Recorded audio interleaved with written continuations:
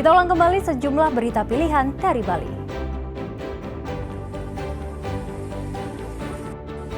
Jelang akhir tahun, Bali rawan peredaran narkoba.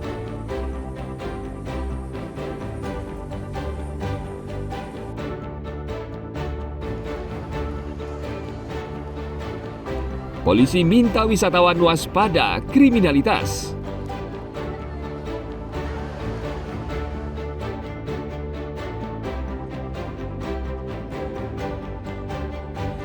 Bernostalgia dengan jajanan khas Desa Bakas, Klungkung.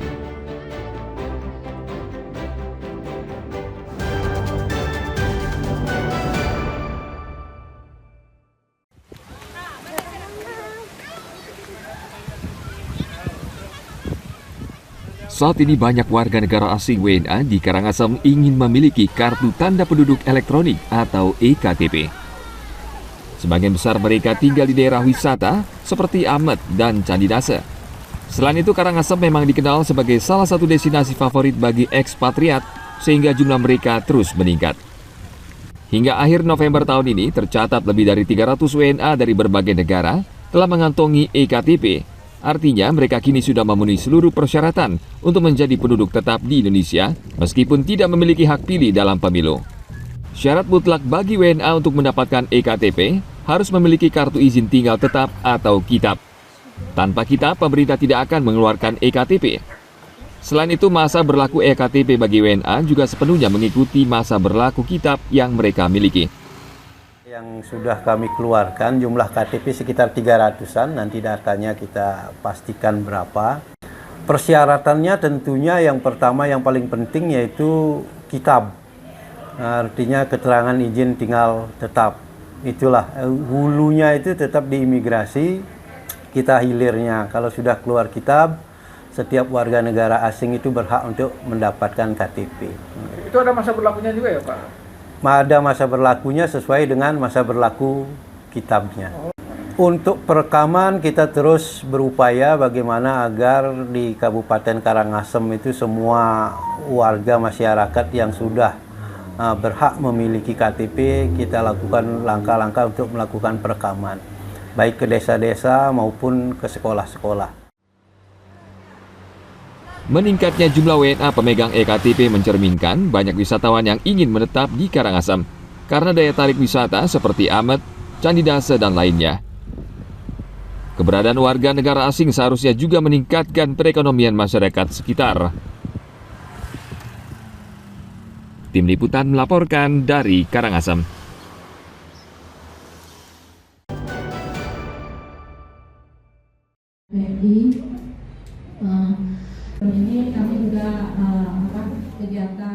Untuk mencegah korban jiwa akibat cuaca ekstrim, Palang Merah Indonesia atau PMI memberikan pelatihan kepada penyandang disabilitas karena kelompok ini rawan menjadi korban bencana.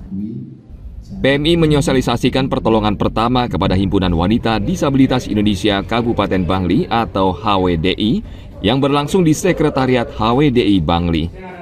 Sosialisasi ini berisi tentang pertolongan pertama saat bencana, karena Bangli termasuk wilayah yang berisiko dilanda bencana alam, seperti longsor, pohon tumbang, banjir, dan yang lainnya. PMI berharap hasil pelatihan ini juga disebarluaskan ke lingkungan keluarga masing-masing. Di Bangli yang alamnya ini memang rawan akan kebencanaan. Tetapi paling tidak kita di awal memberikan pengetahuan untuk memitigasi seperti apa ketika menghadapi bencana alam. Nah, musim penghujan ini tentu memang kita harus selalu waspada. Salah satu peserta, Sang Nyoman Sardawati, mengaku mendapat banyak pengetahuan penting untuk menyelamatkan diri saat bencana. Saya sangat terbantu sekali, jadinya mereka tahu bagaimana sih cara mengatasi atau kejadian-kejadian kecelakaan yang harus mereka lakukan untuk pertama kalinya sebelum untuk tindakan yang lebih lanjut. Dalam kegiatan ini, PMI juga memberikan bantuan paket sembako sebagai bentuk dukungan terhadap kesejahteraan anggota HWDI. PMI berharap sosialisasi ini bermanfaat bagi komunitas disabilitas. Tim Liputan melaporkan dari Bangli.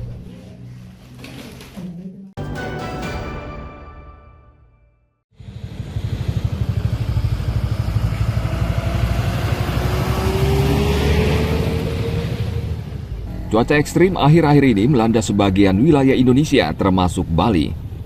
Masyarakat diminta waspada menghadapi kemungkinan bencana hidrometeorologi. Pemerintah desa Pengulumbaran Susut Bangli mendorong warganya mengantisipasi kondisi terburuk.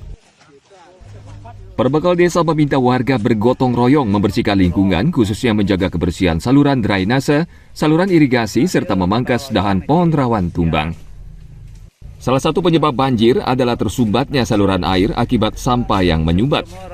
Warga diminta belajar dari bencana banjir bandang sebelumnya yang melanda sebagian wilayah Bali beberapa waktu silam.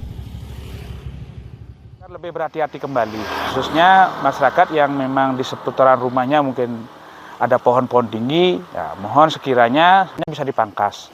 Dan lebih-lebih lagi kepada masyarakat yang tinggal mungkin di dekat sungai ataupun dekat jurang, sekiranya untuk pembuangan sampah tidak mempergunakan aliran sungai ataupun jurang itu sebagai tempat pembuangan sampah. Bagaimana proses pemilahan sampah itu bisa dilaksanakan secara maksimal sehingga kita bisa meminimalkan kejadian bencana yang diakibatkan oleh kelalaian kita sendiri. Perbekal desa berharap warga sadar dan waspada di tengah kondisi cuaca yang buruk, mengingat dahsyatnya dampak banjir bandang yang meluluhlantakkan Sumatera Barat, Aceh, dan Sumatera Utara. Tim Liputan melaporkan dari Bangli.